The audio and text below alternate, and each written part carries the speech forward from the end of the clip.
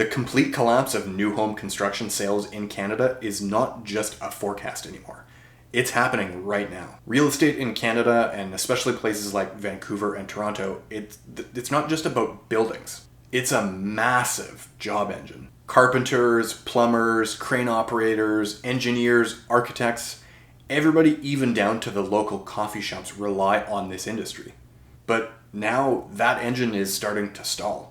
You've got rising costs, falling sales, delayed projects, and these things aren't just bad numbers. They mean unemployment and closed businesses and long-lasting economic damage that's going to hit thousands of Canadians. So let's dive into the problem, and we'll talk a little bit about how this market collapse could mean more than just falling house prices. Developers in Metro Vancouver right now are sitting on somewhere between 15 to 16,000 pre-sale homes. These homes are all somewhere between the pipeline of, like early concept permit type stuff and actually fully done and move-in ready.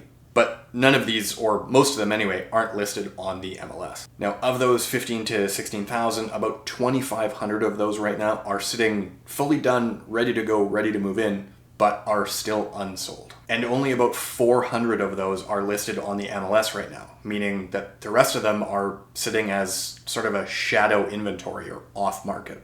Now, among the homes that have sold, some buyers are in a really tight spot. They're sitting in a negative equity situation.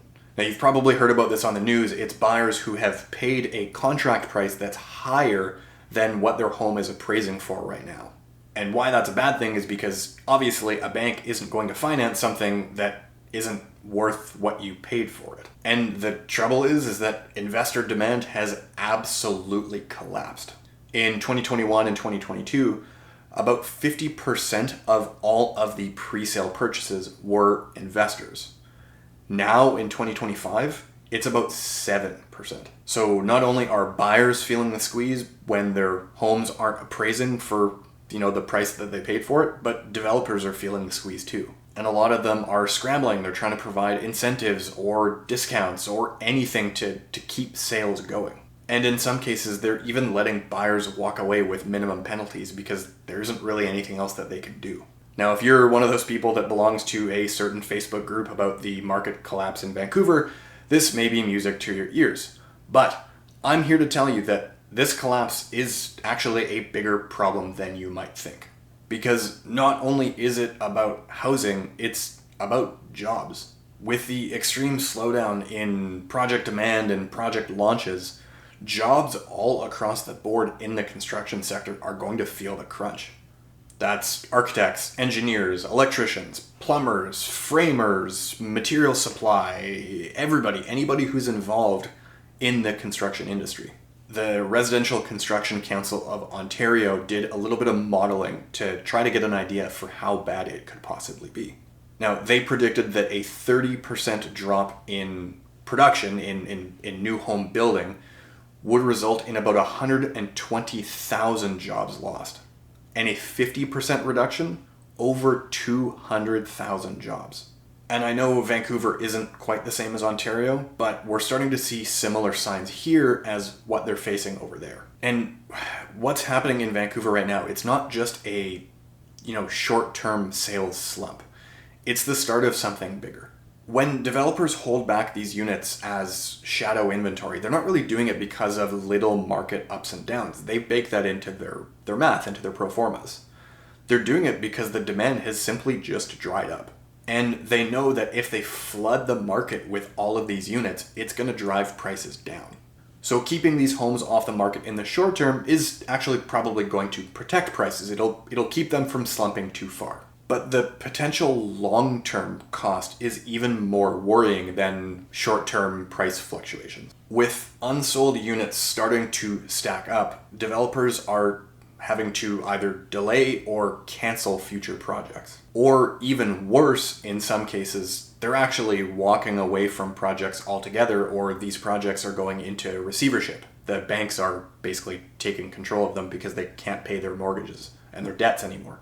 And we've seen this happen already. There's a big name luxury building in Vancouver that isn't going to get built anymore because of this. And while the jobs throughout the construction industry, so the downstream guys like the tradespeople and the upstream like designers, engineers, supply chain, all that kind of stuff, they may not feel the pinch right now because construction is still going on right now. Construction hasn't really stopped.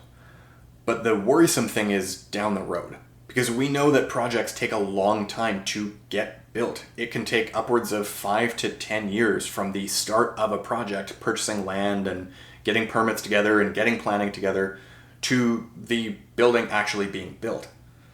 But we'll talk about that a little bit more later. Let's talk about the government now and how this affects them. Now, I know nobody's really sitting here feeling bad for the government, but there are effects that we have to be mindful of if this construction slowdown continues. Because real estate and construction make up about 12% of Canada's GDP, and it contributes billions with a B, in tax revenue every single year. In Vancouver, each new home that gets built brings in tens of thousands for both the provincial and the municipal governments, and that goes towards funding things like amenity development, building new roads, building utilities, parks, public transit, all sorts of stuff. And with these thousands of homes that are sitting unlisted and not really moving anywhere, that revenue stream dries up. So a downturn like this, well, it leaves a hole in the budget. And what do governments do when there is a hole in the budget? Well, they make cuts elsewhere. Or worse yet, they'll increase taxes on residents who are already feeling the pinch basically everywhere. Gas is expensive, groceries are expensive, housing is expensive, everything is bloody expensive. So we don't really need more taxes on top of that. And here's the irony with the whole situation. I mentioned earlier that projects take typically a pretty long time to get built, 5 to 10 years in some cases. So while right now, because of the slowdown, prices have started to slump, down the road, we're likely to see the opposite happen.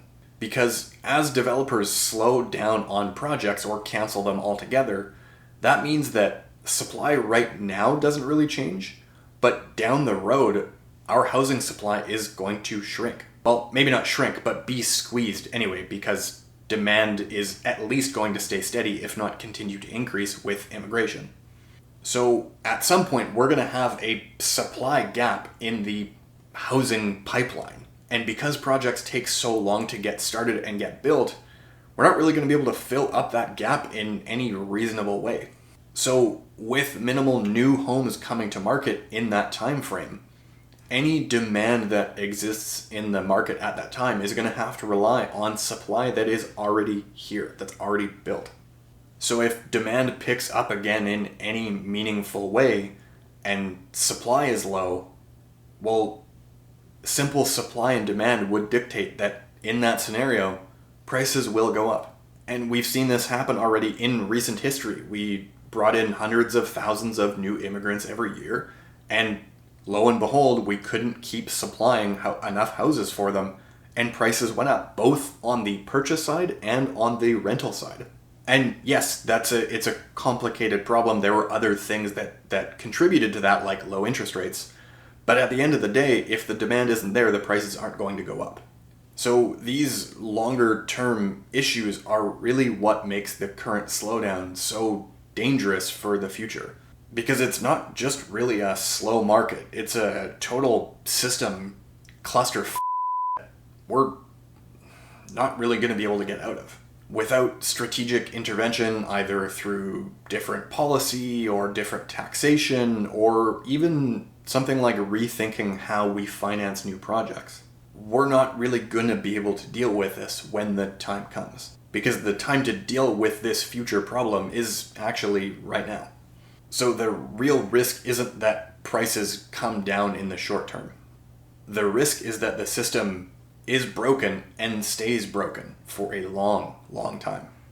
If you're involved in the Vancouver real estate and construction industry, I want to hear from you. If you're an architect, an engineer, a tradesperson, a supply person, a policymaker, whatever, I want to hear your thoughts. Put them in the comments below. If you liked this video and you want to see more of them, click on one of the links up here. It's in one of the corners up here. Anyway, I'm Angelo with the Atlas Group. I'll see you in the next one.